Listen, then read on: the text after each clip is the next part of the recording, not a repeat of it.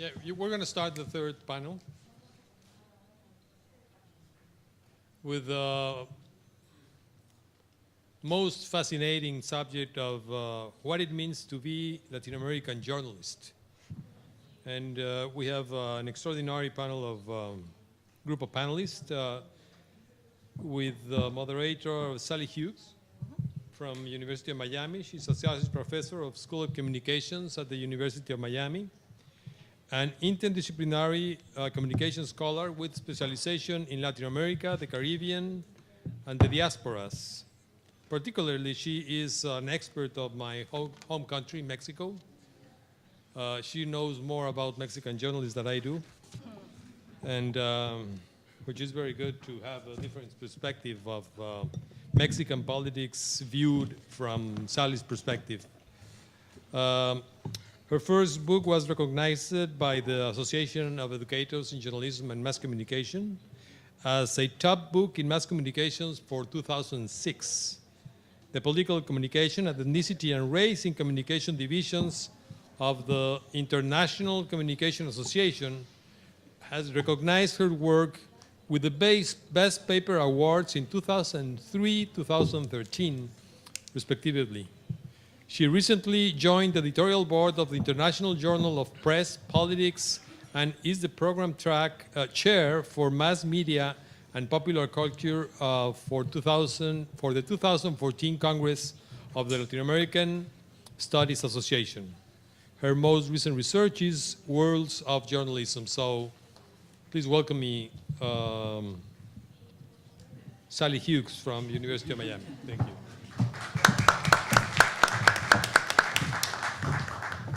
Okay, first of all, I think we should give a round of applause to the staffs of LAC and the School of Journalism for making this day go very smoothly.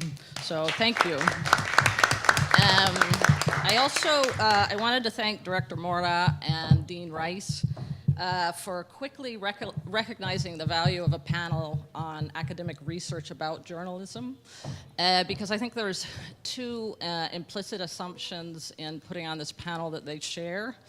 And the first is that journalism as a force in society is important enough to be studied by the academia, and that it ranks as high as politics, as high as economics, and it deserves to have academic scrutiny. The second, though, is that the interaction between academia and the field is mutually important. That we can both learn from each other and improve both practice and understanding of each other.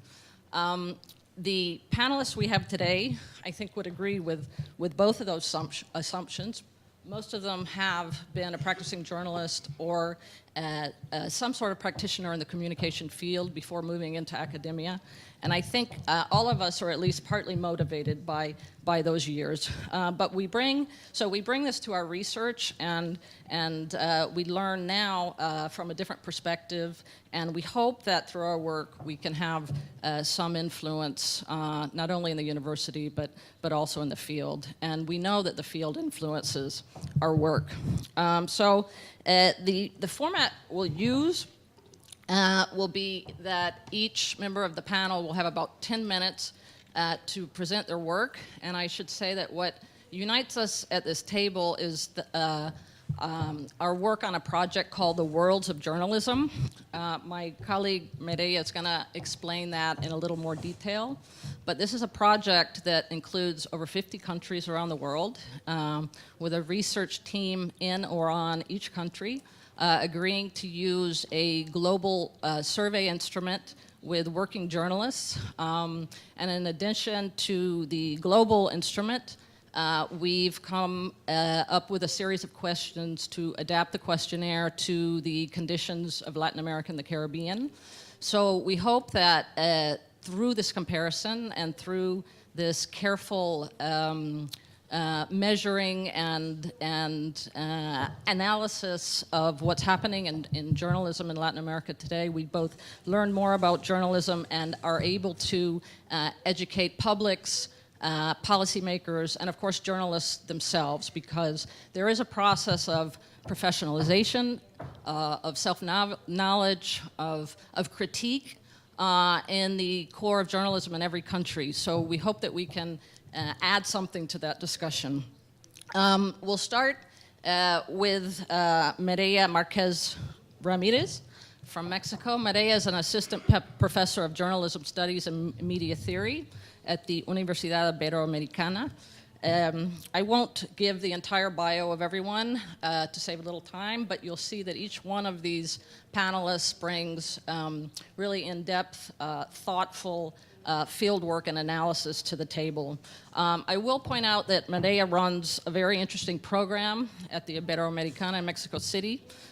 It's a fellowship program called Press and Democracy, PRENDE, where journalists come from all over Mexico to spend a semester in her university. They take a seminar with her, and then they're able to take the courses that they want in the university. And it's been running now for over a decade, I believe. And it's very useful in the development, professional development and personal development of journalists in Mexico. We also have Sônia Virgínia Moreira, who brings a wealth of experience in Brazilian journalism as well as journalism research.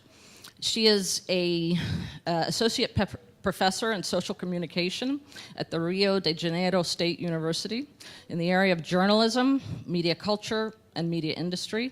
Her own research has emphasis in the areas of journalism, the broadcasting industry in Brazil, especially radio, regional and international communication, and media concentration. Both Professor Moreira and Professor Márquez, as well as Professor Arroyave, have extensive publications in the field of journalism studies. Finally, Professor Arroyave holds his PhD in communication from the University of Miami. I had to say it because, because we like calling him our own. He directs Colombia's first PhD in communication. In fact, he founded it. He comes from Barranquilla and the Universidad del Norte there. I will leave it at that. Each will have about 10 minutes. I think most of us will be sitting here in the first row as people present, but we should have plenty of time for questions after the presentations. I would urge you to keep in mind that each of the national teams are at various stages of their research. And so, with the exception of Dr. Moreira, who is presenting from the pilot round, these two samples are incomplete, but they're far enough along to see some very interesting results and to remind us the kind of dedication that is involved in being a journalist in Latin America today. So with that, I'll turn it over to Dr. Márquez. Thank you, Sallie. I shall make this presentation in Spanish. I'm fluently in English, but I believe when we talk in our native language, then I can better fit to my 10-minute slot. So I will speak in Spanish instead, but I'm happy to take any questions in English afterwards. Well, really, this project, chaired by Dr. Sallie Hughes and myself for Mexico, this project was planned from the University of Munich, from the Professor Thomas Halling's. It was called journalism, world journalism. We're trying to measure 3 dimensions in this journalist culture. And they land in a way in which how the methodological instrument is planned. This questionnaire that is applied to journalists of 80 countries gives us the flexibility to all the regional teams to add our own questions, something that for Mexico has been very useful because due to the context of violence that we live in, of course, we are more interested in asking different things than those that they were questions different that would be asked in the United States or in Europe. The institutional roles, they look to find out which are the role or the function that the journalists take in their societies, the journalist epidemiologistic, which is the degree in which the journalists embrace this system of values, of distancing or militance on the facts. And finally, which are their perspectives about certain ethical parameters? And well, the levels of influence that this study tries to measure are the global influences, these trends to mercantilization, entertainment, etc., the micro levels that include the journalist cultures and the media, how they are influencing the way of carrying out journalism and reporting. And mesa level that looks to measure which are the limitations or the conditions of the journalism that come from of the organization themselves. And finally, the micro level, which are the values of the journalist in their individual work.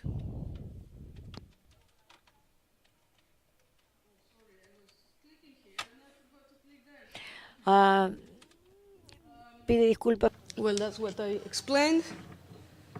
This is a little bit. This is how the questionnaire is and how we applied it in Mexico.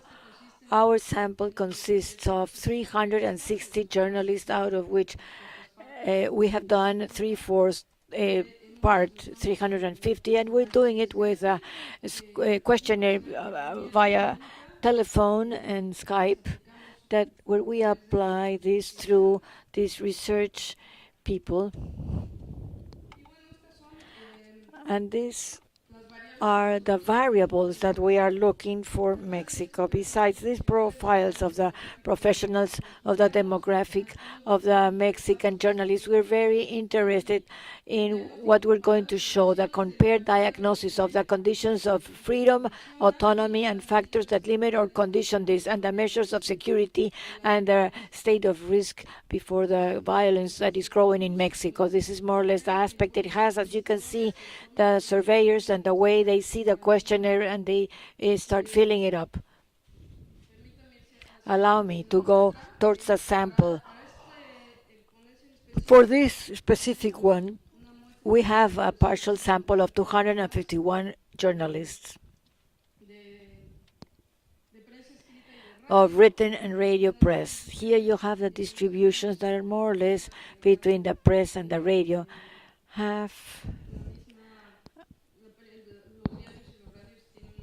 They have about the same proportion for this sample.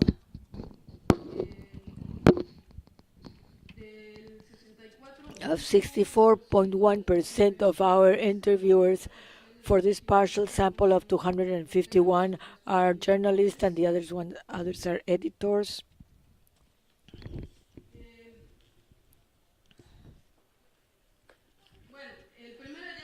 The first finding that we want to show you is the salary. Of course, like in the rest of the world, journalism is one of the professions that is more precarious. As we can see here, the majority of the journalists are located in this first salary range, which is from 10,000 to 20,000. From 10 to 10,000 pesos. Considering that 13.2 is equivalent to $1, we're talking about the fact that the salary range of 51% of the reporters is very, very low, very, very low. And among this range, we have the women.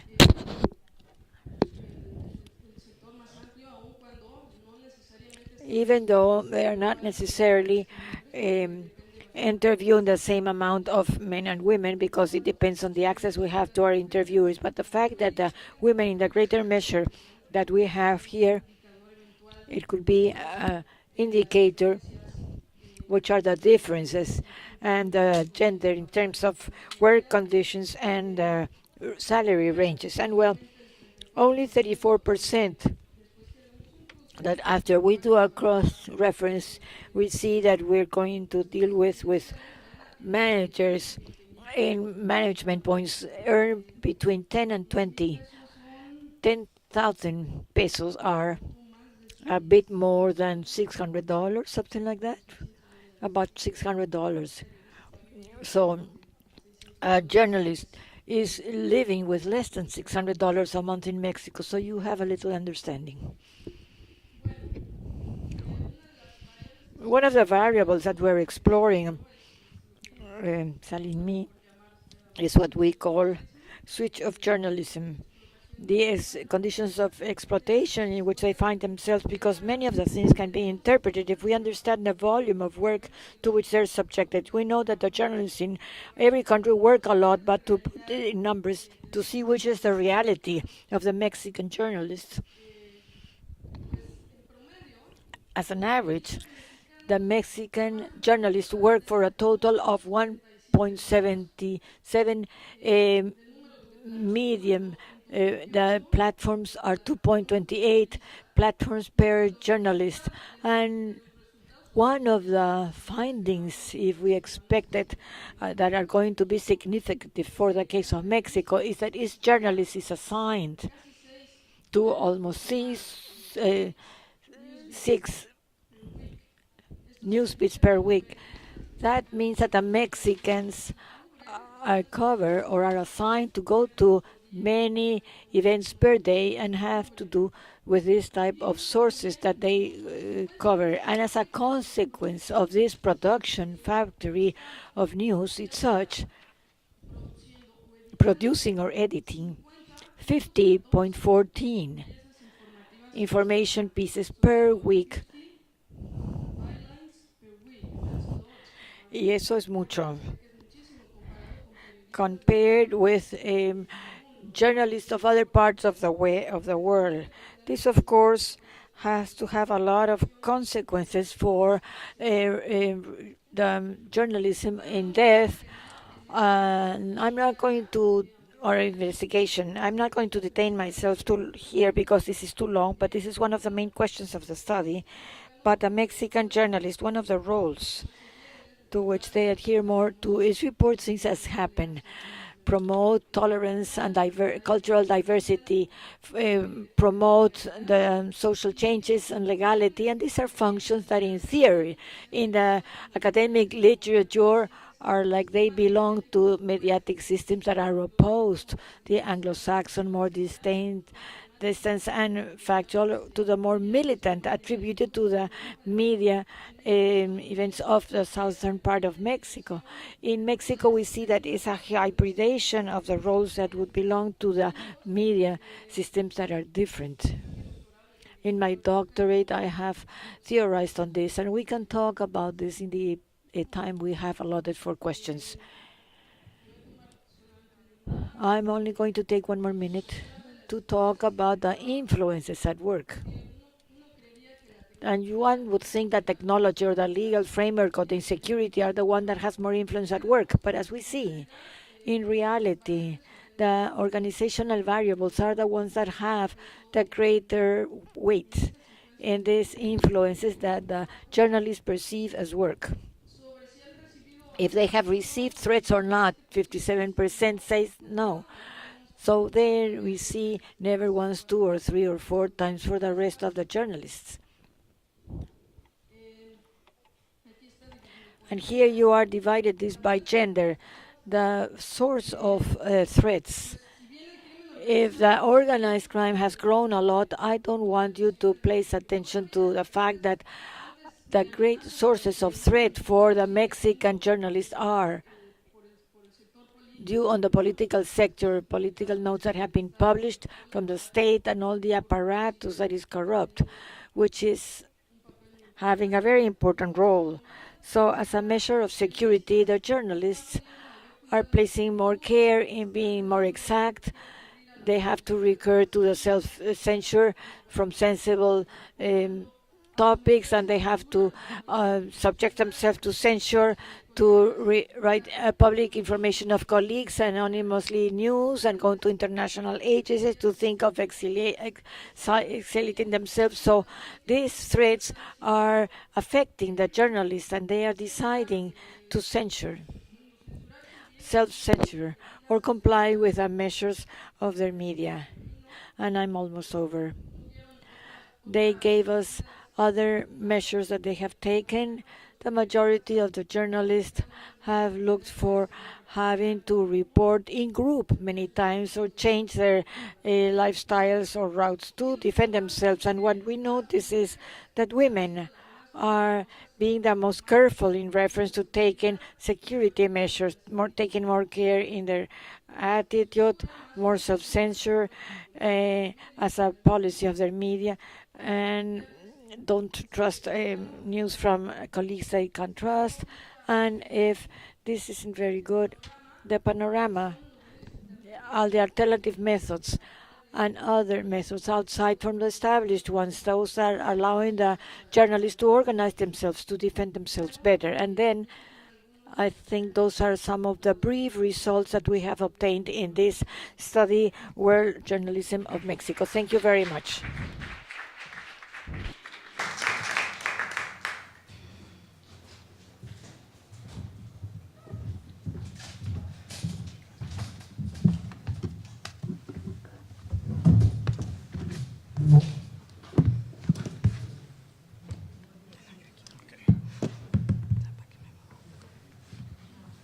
Well, last night, I really practiced this presentation in English, and I tried to make sure that my accent was right. But then, since the audience is basically understanding, speak Spanish, so voy a cambiar a español. Y sobre todo porque tenemos muy poco tiempo. And especially because we have a short time and there are many things to present based on the exercise of the practice of journalism in Colombia. The first thing, as was said, that this study is based on the project. Part of this international project, and what I'm showing today, picks up 156 surveys made to active journalism in the 10 main locations in Colombia, and this gives an indication too high about journalism and what is the point of view of by journalism of certain central issues that are essential to journalism. As said here, one sign of without journalism there is no democracy. Freedom is extremely important, and it happens that it turns up again in the perception of journalists. There are serious problems at the level of freedom of expression. The total of the survey, 656, they expressed they were victims of some kind of pressure or aggression for practicing journalism. So this concern, 100% of participants expressed some type of attack or persecution. And in identifying these players, some interesting information turned up, especially civilians, people with very specific problems that suddenly are reported in the news. They stated that it was journalists, that those who had intimidated the practice of journalism. So police and the army, on the other hand, were most limiting the expression. In the newspapers, even their newspaper, continue to be elements that make it difficult to manage the freedom of expression in the country. And likewise, other players, such as paramilitary and the guerrilla, are continue to be present, but now very specifically, they are decreasing in general. So if these items, we choose them by category, we would have the first category as the one that is affecting the most will be the government category or elements related to the state or the government, 34%. Then the media owners and the editors or bosses, 34%, and people related to the civilian private with 23%, and armed groups will have 19%. So these are the players related to the difficulties in having freedom of the press in Colombia. And even though we are talking about the problems, the solution is not close, it's not nearby.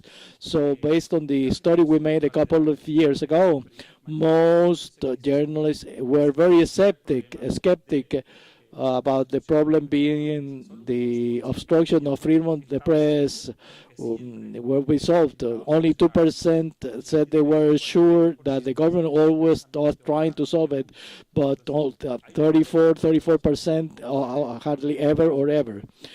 So the solution is not in the short term. If we specify the issues whereby the journalists feel threatened or restricted, the data shows things very interesting. The political elite has a lot of power and continues to intimidate, pressuring, exerting a series of intimidating circumstances on the journalists. Criminal groups are the second item that affects the most the church, the church, and the second wise the political elite, the guerrilla, the armed forces, the government. So if we group by category, we realize the elite for many political and economic situation continues to intimidate and to exert very strong pressure. Not every journalist is daring enough, so to say, to publish a news that has a political and economic effect to freely express it. So this is very concerning. We could say even that to a good measure, the elite in its political, economic, and social expression continues to exert a lot of pressure in the newsroom and continues to be a factor about anything that has to be written about it. And the armed forces, the paramilitary, the guerrilla continues to be another issue that the journalists treat very carefully. And look, this information is not new. I'm taking up again a study by Juan Carlos Gomez in the University of La Sabana that is concentrating on journalism, and he did also a national surveys and the information on the players in the area of social safety and social security, how the journalists felt threatened and pressured by these players. But likewise, in a study and trying again to see how this information is reflected in literature, which we published a couple of years ago, data from 2008 to 2010. 35% of journalists, to a good extent, the issues, and if you want some hues of the news were directly suggested or pressured by either the owner or some person close to the interest of the newspaper. There was very clear editorial policy in the newspaper, the magazine, whatever, that forced them to deal with certain issues or give it a certain hue to the issue. So it confirms what we found before.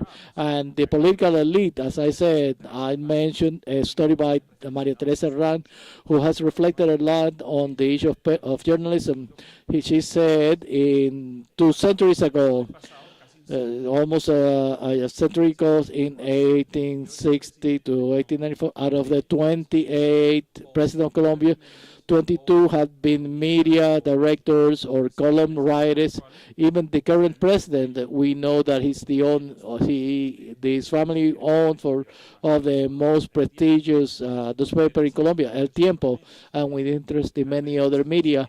The vice president, his cousin, left his vice president, and he ended up being a director of one of the most important private radio networks in Colombia. So this political elite that is very close to the media has maintained itself and continues to be one of the forces that came up on restricting and avoiding certain information. And other news items, in addition to the other things about players and issues, have remained constant. But an interesting thing given by this project is the issue that we used a demographic factor. We are talking about an international study in 70 countries, and in Colombia we've done several surveys, even though it used some categories that are more popular, more common in the international context, like ethnic, race, geographical context. By handling here, the data shows something interesting. First, there is that news and the media are focusing in the urban area. The main media are in the 5 capitals of the country. But maybe what concerns us the most, that traditionally has been said that Colombia is a centralist country. Most of what happened in the center is what is believed to happen in the rest of the country. And the periphery only turns up when there is very sporadically, when there is a major event of a public nature. But the outer regions are practically invisible. For example, in the Transmilenio is the private-public transportation in Bogota. It came up on all the newscasts, but the people who do not live in Bogota, which are 34 million people, they had to watch for many minutes and to listen for many minutes an issue that was not related to them, because of the issue of transportation in the capital. But this issue of centralism, is that the journalists in the capital that earn the best salaries, by comparing it with the Mexican colleague, is less than $900, the typical salary, and to good extent, this salary is doubled in the capital. And people who work at the center of the country, first they have a best salary, better access to information, and cities of condition that you don't find in the provinces. So it's not an urban journalism, but also is practically ignoring or paying no attention to the rural news, which are only visible when there is a guerrilla attack or serious problems, but centralism also is reflected in journalism. Likewise, related to gender. Basically, again, the issue that women earn 30% less, they have less important positions, even though they have similar procedures, the same work, and the same position, their salary is lower, and this is statistically shown by the data. And finally, and we'll close with this, an interesting thing is, as I said, the category of the person as part of the survey will define itself, whether it was African, white, mixed, and something came up that I don't know if it is demonstrable data-wise in Colombia. First is that the journalists, the white journalists, who self-describe as white, their salary were a lot higher, more outstanding than those who are of African descent or mestizos or no particular ethnic. So since it was believed to be very typical for central country, this is appearing in the data, and it's interesting to work on it because it's showing concerning things, and also that they feel more confident to grow in the media, what is called the social capital. They have a social capital that is also political capital that allows them to have a better career, and they are more self-confident that they'll be able to grow and go up and have outstanding positions that are not filled by people who are of African descent or mixed race. And another group came up, a social group. In Colombia, there are what we call dolphins, members or sons of the presidents or politicians that are always related to the media, which are part of the elite that have been present and enjoy certain financial and social power, but also visibility in the media. So this group came up as one of the most important and most outstanding, and they also feel very confident in that their participation and professional growth will be a lot greater. So these are broad strokes of data that promises to be very interesting, and to the extent that we started to report at the level of articles, I think it's going to generate a lot of interesting discussion about journalism in Colombia.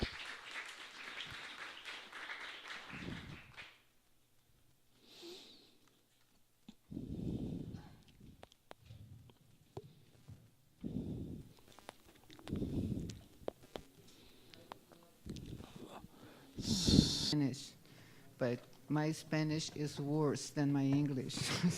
So you have to hear me in English. Anyway, thank you. One thing that I would like to present to you is that our media environment in Brazil, we have, these are very, very big numbers, but talking about journalistic media, we can say that we have now in Brazil around 4,800 newspapers, but only something more than 600 are daily newspapers.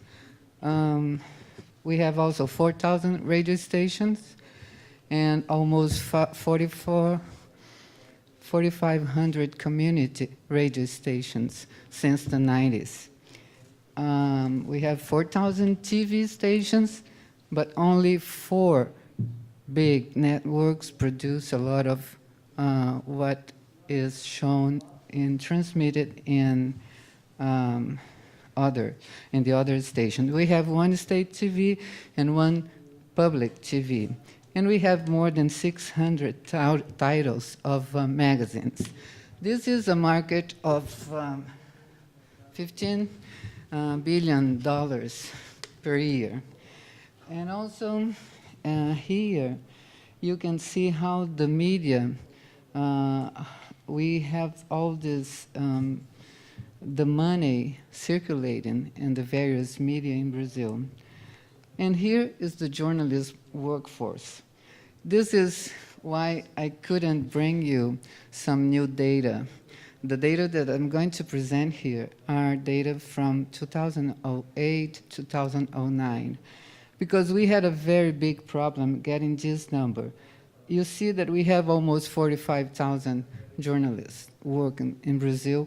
They have a register, like you, when you, because until 2009, there are too many details. Until 2009, you need a diploma of journalism to be a professional. So everybody would have to go to universities, have a journalism course, and then they could have a diploma and also a register.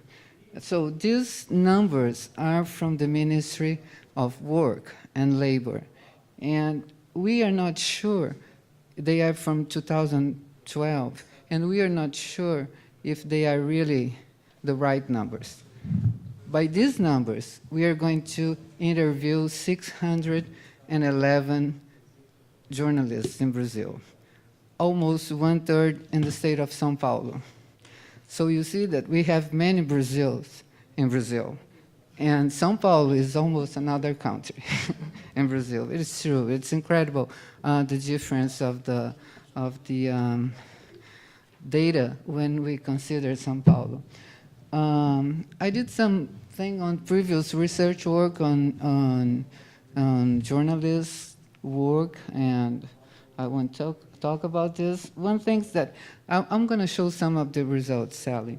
The last research, the one on 2008, 2009, talking about specific bit or general coverage, you'll see that journalists say that they have to write different type of stories. This means 68% respond that. And 91% work just for one media. And they usually work around 30 to 50 hours per week doing their jobs. 41 to 50 hours. 55% of journalists said that they worked for 41 to 50 hours per week. And they produced, you can see from 1 to 20 new species, most of them.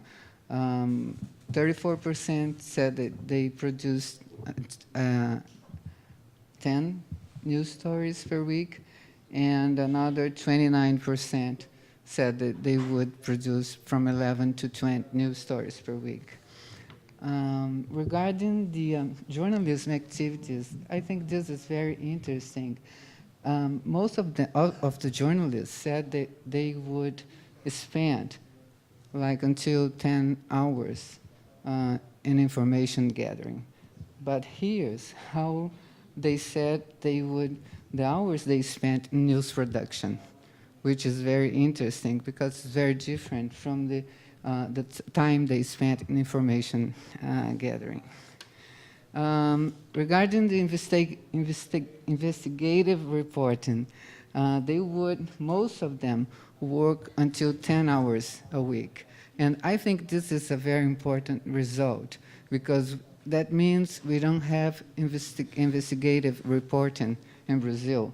Only 12% said that they would spend more than 70 hours per week doing investigative reporting. Regarding the En referencia al crecimiento del of them, 83% said that the journalists have to provide political information so that people would make their own decisions regarding politics and the country's life.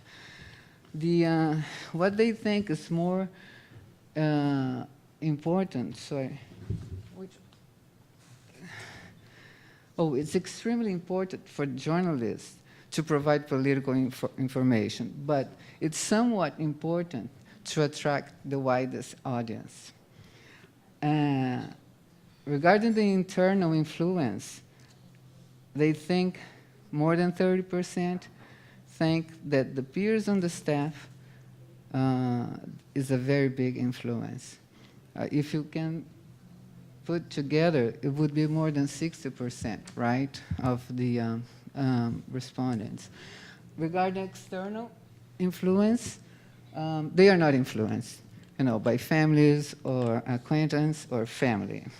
Regarding education, as I told you, since journalism was a diploma was mandatory, most of them are graduated in journalism.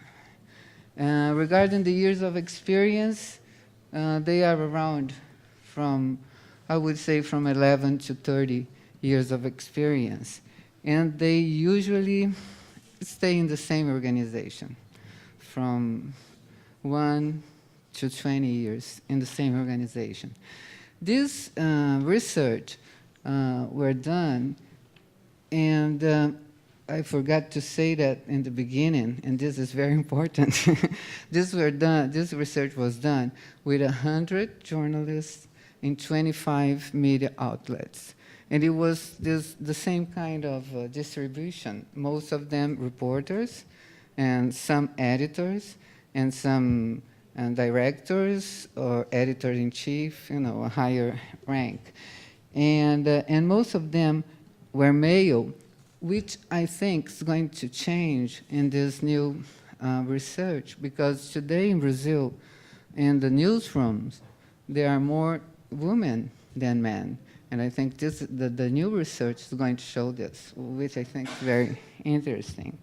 Regarding the age, you can see like they are middle-aged, and I think this is going to change too, because there's a lot of young people in the newsroom. It's going to be nice to compare the results here. And the income. Oops, I did the wrong. Let's see. Okay. Well, I think everybody, at least in Mexico, Brazil, and Colombia, the income are almost the same. You see, it's not too many. Well, 24% said that they received from $2,000 to $4,000. But I think they are mostly from the state of São Paulo, and probably Rio, and probably Brasilia, because they have different type of salaries. And most of the respondents that said that they would receive until $700 or until $1,000, they are journalists from radio stations, usually, because those are that get the lowest salaries in Brazil. Well, this part of the investigation in Brazil, the 2004 data on Brazilian journalists, we had much trouble defining the universe that we were going to consider. Because when you talk about the total, the almost 45,000 journalists in Brazil, like 6,000, they are press advisors. So we are not going to consider them. We are considering just those who are in the newsroom. But the thing is that although we have more information on media outlets and on the finance of the media, we have almost no information on journalists.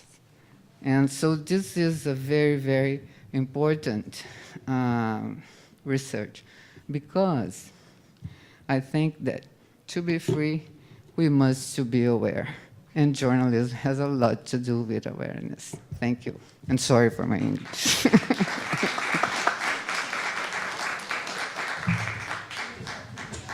Sorry. I showed everything.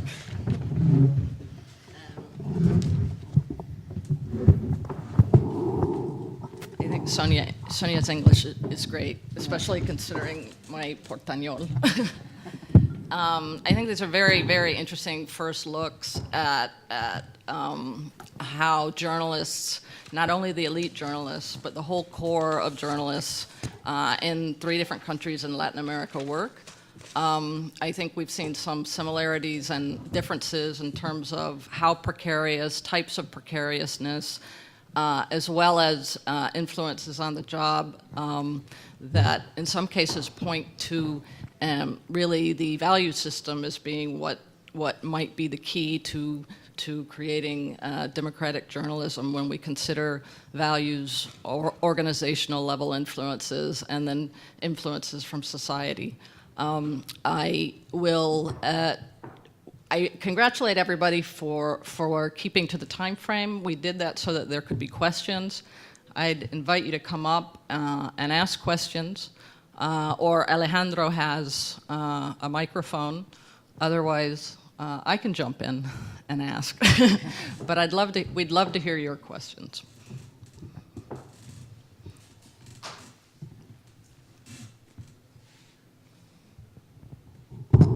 Gracias. We were talking here with Sergio that some of the data, Sergio Talora, some of the data presented is quite interesting and in some ways contradictory to what we tend to believe in the landscape of the human rights monitors. Being Carlos Lauria here, for example, in the CPJ, that has very interesting numbers about journalists. For example, in the case of Professor Márquez in Mexico, you say that 50% of the journalists in Mexico don't feel threatened. However, in most of, right, if I'm not wrong, or in the case of Professor Arroyave's point that most of the threats come from civilians and politicians and not necessarily for the armed groups. And if I'm sure that we read that in the general literature, we will find that probably the picture is different or the suggestion is different. The Human Rights Monitors tends to write, for example, that in Latin America, most of the ones threatening journalists are paramilitary forces, the guerrilla, and there are lengthy and extensive articles talking about those threats. But I haven't seen anyone, for example, dealing with the civilian threats to journalists, which has been the case in Venezuela recently, actually, right?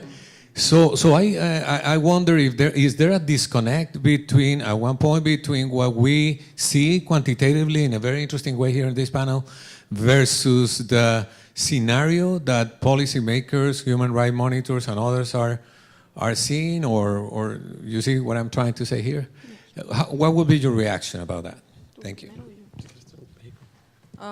Thank you. Well, the first thing I have to say is that our sample is quite representative of all over the country. And sometimes these human rights monitors tend to focus on the most conflictive zones and also on elite journalists.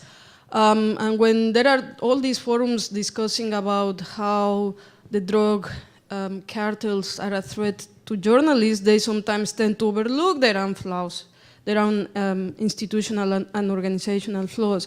And one of the working hypotheses that we have so far is precisely that many of these journalists, even if they work within the areas where they are more threatened by drug cartels, there are still a lot of pressures stemming from both the organization and the political landscapes. Let's not forget that the Mexico media system is very instrumentalized by political elites, and it continues to be even after democracy, and especially in the regions and the areas. So they are pretty much still dependent on political advertisement to survive. So within that in mind, and if the main provider of your, your daily income is still the state or the local political elites, then it's no surprise that the most common threats are coming from them, as well as the organized crime. So sometimes the governments want to wash their hands, saying that the most the biggest source of threat for journalists in Mexico right now is the organized crime. But this study will certainly help us, put the blame back to where it belongs to, and the responsibility especially. Yes, in the book chapter that we have in the book called The Journalism in the 21st Century, that particular chapter, we have the data is from 2008 to 2010, and basically what we found was that we have like 4 main categories. One of those is obstacles of journalists face when they are doing their job. And in that chapter, we identify the guerrilla and the paramilitaries as one of the most important ones. But right now, this data is 2013 and also 2014. And the landscape is changing there in Colombia. And although we still are facing this problem with what we call, we're starting this new era that we call post-conflicto, the reality is that in all the different places that the journalists are working in the different regions, in the 10 different cities, they are facing all kinds of problems. Civilians that perhaps they have problems with I don't know, all kind of information related to different situations in all those regions. Perhaps now they're becoming like a factor that intimidate journalists. The army, the army of Colombia is still a problem because we are still facing this conflict, and there are problems also with independent journalists when they try to criticize some of the measures, some of the situation that we are facing there. So yes, it's true. At the beginning there was a huge factor, but nowadays it's changing, and perhaps since basically it's this perception of journalists that we have here in this data, so this is what we are reporting in the project. We didn't measure at the same way that Mexico and Colombia did, but I can say that maybe a lot of things has changed after June 2013, because the way that media and the public and the politicians deal has been changing completely. I would just point out quickly that the question where the 50% came out was, have you been threatened in the last 5 years? So it wasn't, do you feel threatened? It was, have you been threatened? And if you look at what sort of reactions journalists in Mexico have taken to a general sense of threat, then the numbers get into the 60s and 70%. The other thing I'd point out is I know mostly in Mexico, I believe in Colombia, there are local press rights advocates who have, in the case of Mexico, pointed out that most of the threats in Mexico are coming from politicians, mostly at the local and state level.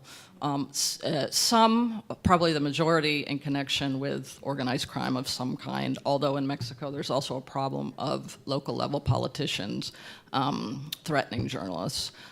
It's interesting to me that there hasn't been as much a sort of the creation of organizations for journalism professionalism. I think the Prende program at the Ibero is one of the few, and I'm not sure why that is. If there's a sense of distrust, or there's no organization or university that's been capable of taking on that mantle for journalists to work more widely on professionalization issues beyond just threats and that sort of thing. It seems to me that perhaps in Brazil we've seen more of that, sort of journalists taking on a wider view themselves, and I think that's maybe where professionalism may come from.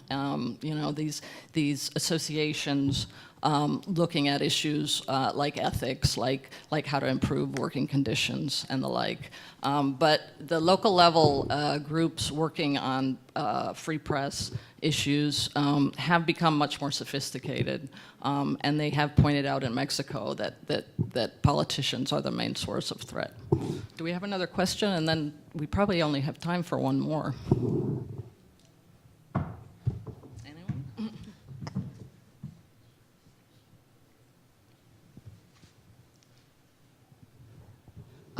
Kind of combining the last panel that we have and this one. Obviously, journalists in Latin America are being threatened mostly by either the politics that are in the government, or also some type of, well, in what's it called, well, crime, organized crime. I'm from Venezuela, and obviously we're going through a really rough situation. Not only politically, but the journalists that are there, either if they're Venezuelans or international journalists that go and cover the news, obviously are being threatened. We have different cases now. But one of the things, I'm a journalism master's student. Now we're seeing that because of the threats that mostly the government is doing to different either journalists or the organizations where they work, now we see more and more of those, I don't know if the translation is like civil journalists, periodismo ciudadano, you know, regular people that because they don't feel that they're being represented on the mediums, they are filming and trying to expose the truth of what's happening in their country. Obviously, we have discussed it in different classes, if this is kind of going to affect journalism as we know it, traditional journalism. Are any of this, is this being studied in your research, how journalists feel that this civil journalism, it's going to affect their careers? Do you think, well, and obviously because of wages and everything, people are risking their life, and then you have, you know, civil journalists that are kind of doing that job, and also with the help of social media? Yeah, that's a great question. Sônia, do you want to start? Well, one interesting thing in Brazil is that the social media it's incredibly present, and the citizen journalist, you know, it's a very present person in Brazil. And the thing is that we also have these blogs, and they are mostly regionals, and they usually are funded also by the government. You know, from the last 10 years, I would say, these blogs, they have received money from the government so that they can keep up, you know, with their information. And I think in the case of Brazil, this would be a very, very important study, because the financing, you know, of media, and the government's still the biggest financing sector of the media, if you consider all the ministries and everything. And I think your question would be very important. And I think about our cases, like in Rio, we have the militias which used to be policemen, former policemen, but we don't have this kind of threat that is registered in Colombia and Mexico for the time being. Can the other two keep their comments brief, but please? Yes, I think it's a really important topic over there in Colombia. There's a lot of information that is going on through the social media. It's becoming really important. There is this criticism from the traditional journalists that sometimes it's just gossip. Sometimes it's not like a really good information. But as Claudia mentioned earlier today, the idea is that the journalists can use that information because it's important, because someone was there and maybe tape it or maybe save some of the information. But the key situation here is to try to make sure that the information is true, that you can process as any other source of information. And then in this way, once you're sure that this is real information, you can use it, and it's going to be really helpful for the journalist that maybe was not there, but someone saved the information. So we have this debate in Colombia about how important it is to use social media, in particular what the civil society are doing related to this topic.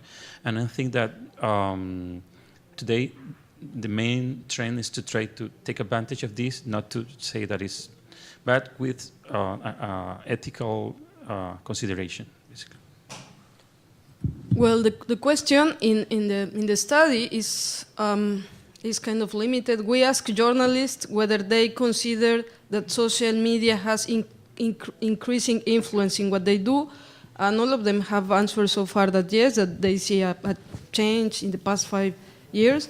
But a quantitative study really doesn't allow us to go, too deep into that subject. However, in another research that I have and my colleagues in the department, we are finding that although there is, about joining kind of digital civil society that is pushing ahead for reforms, it remains in the middle class urban environments of Mexico City, and obviously because of the digital divide, there are still no ways to measure how much these social media movements have or not influence. Of course, they do have it. For those of us who tweet and who have the means to own computers and who are digital literate, of course, they make a difference. But if you see the full picture, and if you consider all the poverty and the digital divide and the poverty levels within Mexicans, unfortunately, they still continue to watch news from the television, and that's why Enrique Peña Nieto still won the elections in 2012. Which, if it were for social media, the left could have won the elections, but the fact that Peña Nieto won the elections proves the point.